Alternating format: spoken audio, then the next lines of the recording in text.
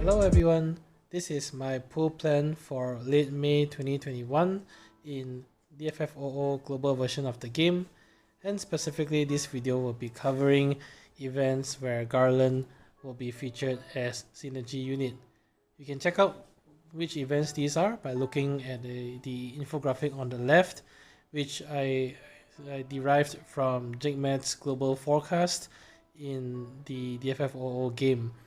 I will also be including a link in the video description to the full version of the forecast, so if you're interested, do check it out. He provides a very good forecast for the next 8 months of the game. As always, quick disclaimer before I start. First of all, this is my personalized pool plan, and they may or may not be ideal for everyone else. I always recommend to, of course, do your own research into the upcoming characters and banners, so that you can make the best decision based on your individual circumstance. There are always many factors that should be considered when deciding to pool, and this can include what your current resources are in gems and tickets, who do you currently have built up in your roster, which content do you actually need to clear, and of course who your favorites are.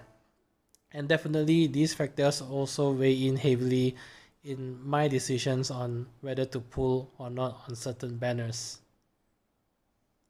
Alright, so coming on the first event, which is on the upcoming raid event, and there'll be 2 banners. The first banner will feature the return of Garland's LD, but also the newly released burst weapon for Garland, alongside with 2 more other characters, which is Freya and Aegis. And the second banner will release 7's LD, which is new to the global version of the game, and she will come alongside Lena and Ida. For me, I haven't actually pulled for Garland before. I've actually skipped him all the way until now, so I actually do not have Garland's EX, LD, and of course his burst weapon. I was actually waiting specifically for this event to start pulling for him, because he does get significantly better with the release of his LD bots and of course his burst weapon. Notably also, of course, beyond just being synergy for the next few events, Garland is also probably the best unit to use in Dimensions and Transcendence tier 2. So if you want to have a much easier time in that Dimensions End event, it's strongly recommended to pick up Garland. He is also, of course, going to be a great character moving forward in terms of DPS, and he also brings quite a lot of good utility in the form of AoE delay. So my plans here is to actually use gems, mainly because I actually don't have many of his weapons. I don't have any of his EX or LD, and of course I don't even have his 15 or 35 CP max limit broken yet. And of course it would be nice if I can actually score his burst weapon along the way. So for these reasons, I plan to actually use gems for Garland. The good thing is that his event is also released during the May Faire event, and in the global version of the game, his banner will feature a first free multi-pool, which means that the PT limit is kept at 70,000 gems rather than 75,000. So I will be going gems all the way until I get both his EX and LD, and hopefully I get the burst weapon along the way. If not, I will just stop once I get both his EX and LD. The second banner does feature the release of 7's LD weapon, and she's not actually a bad unit. She's fairly solid, but the way I decide whether to pull on or not is whether do I see a need for that character in my party. And looking at what she can do, I don't really see a big need to pull for 7 now. And pulling for 2 banners in one event seems quite heavy on resources anyway, so my plan is to actually just skip on the second banner featuring 7 and just focus on the banner featuring Garland. Many people will already have Garland's LD weapon from a previous event. So if you have already Garland's EX and LD weapon, one option is to pull for 7 during this event.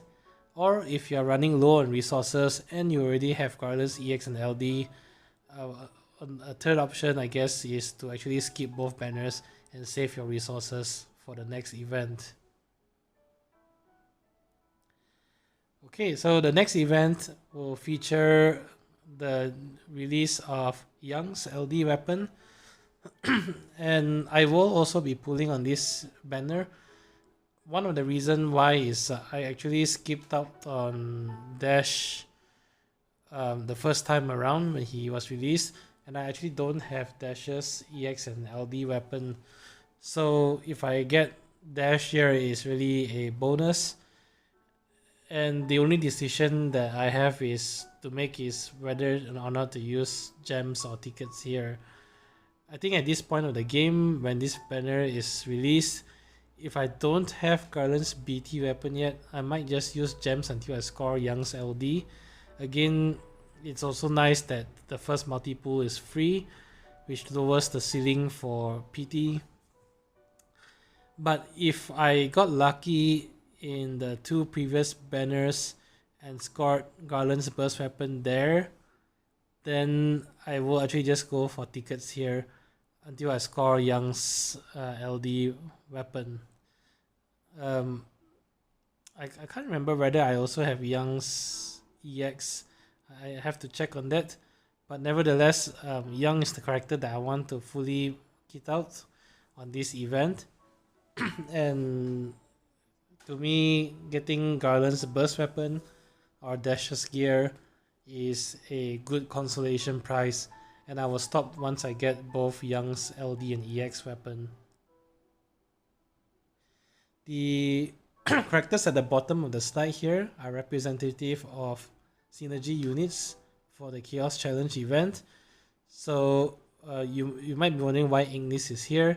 He will be released on the next banner as well, but he should also be a synergy unit on this event as well. Alright, so there will be one banner coming up around this time featuring the release of Ignis's LD. As I mentioned, Ignis himself will be actually synergy unit during Dash's Lost Chapter. And Ignis is actually another interesting unit. His LD weapon gives him the ability to enchant and imperil the fire element, as well as a new 10% HP damage bonus up, which is very similar to Ares on that perspective. So again, I think he at least falls in the same category as 7. He's actually quite a good unit, but I actually plan to skip on this banner, mainly for the reason that I don't really see a need for him in my current roster of characters. I feel that I can probably get by with other units, and considering that this arc features a lot of banners that I want to pull on, it'll actually be nice to actually have one banner here that I can skip and save my resources. Alright, the last event in Garland's Arc will be Dimensions End Transcendence 2, and the banner associated with this features the release of Faris's LD weapon. And this is a bit of still a question mark for me. Faris is actually a character that I'm quite interested in. She does have nice framed imperils, and of course her utility of Mass Dispel is actually still very handy up to this date. And the good thing is, of course, her LD weapon brings her up to par in today's meta in terms of damage. So overall, she's not top tier DPS, but she still does a decent amount of damage with the release of her LD weapon. And that combined with her utility, I think makes her an overall a solid unit. And to me, really, whether to pull or not will probably depend on how I did on the previous banners. I am leaning towards pulling, so hence if I make it this far and I still have resources, I will use tickets for Faris LD. And if for some reason I run out of tickets by the time this event rolls out, then I may consider to skip. But otherwise, if I have resources to spare, I will pull for Ferris's LD. And one other factor also depends on whether or not I manage to score Garland's burst weapon at this point. If I still do not have Garland's burst weapon, then it will also be another factor encouraging me to pull for Ferris's LD. So here I put Ignis again at the characters at the bottom here, but none of these characters are actually going to be a synergy for Dimensions End Transcendence. The way Dimensions End works is that you need to actually bring at least one party member with a burst weapon along, and that will give everyone in the party synergy boost. So synergy works a bit differently in this event, which is something you probably want to take note of if you are trying to prepare a party full of synergy characters for this event. Alright, so this brings me to the last slide of my pool plan for this part of May.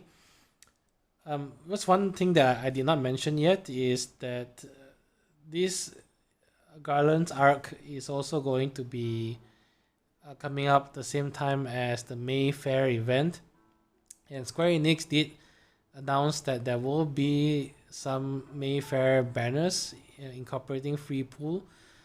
At this point in time, I'm not sure whether this represents new banners or different banners, or even what sort of characters or weapons will be featured on those banners. So depending on what gets released for May Faire, I may change a bit on my pool plans, but otherwise the plans here does not take into account the new banners during the May Faire event. So long story short, overall, I will use gems for Garland's EX and LD weapon. I will skip 7. If I don't have Garland's burst weapon yet by the time Dash's Lost Chapter comes out, I will use gems for Young. Otherwise, I'll just use tickets. I plan to skip Ignis.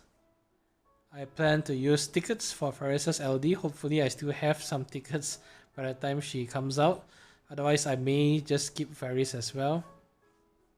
And by the end of it all, if for some reason I still do not have Garland's burst weapon, I will actually just token for his burst weapon.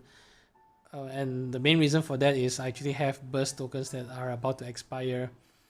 Personally, if I do get Garland's burst weapon here, then I may then use the burst token on Lightning's burst weapon. But that's just my own personal approach to the game. Now, in terms of MLB priorities, this is what I would recommend if you are someone relatively new that do not have a lot of ingots or power stones to max limit broken characters. I think by far Garland is the best unit to aim for in this arc.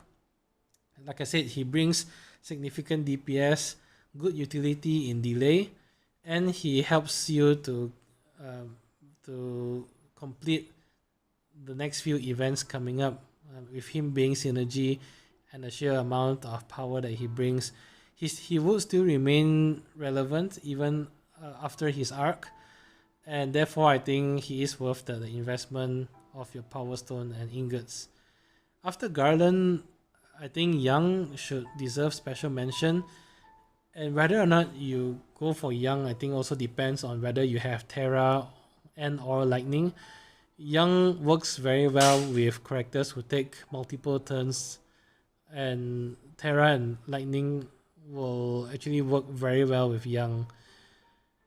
After that, I think it's a toss-up between Ferris and Ignis, so if you still have Power Stones and Ingots to spare, whether you go for Ferris or Ignis would actually depend on what sort of role you need more in your roster. So Ferris is quite notable because she can dispel enemy buffs, and she can imperil water and thunder elements, whereas Ignis has debuff immunity as well as Fire, Enchant, and Imperil. So different roles, and I think they are both good units. It's just what sort of character you need more for your roster. And lastly, 7. I feel again, it's nothing against 7. It's just I really don't feel that I would need her anytime soon, and I feel pretty comfortable using other party members instead of 7 anyway. So for that reason, I would rate her the lowest in terms of priority. So that's it for this pool plan video. As always, I hope it helps, and I hope the content has been enjoyable. If you liked it, do hit the like and subscribe button. It really helps a lot. Till then, I'll see you guys in the next video.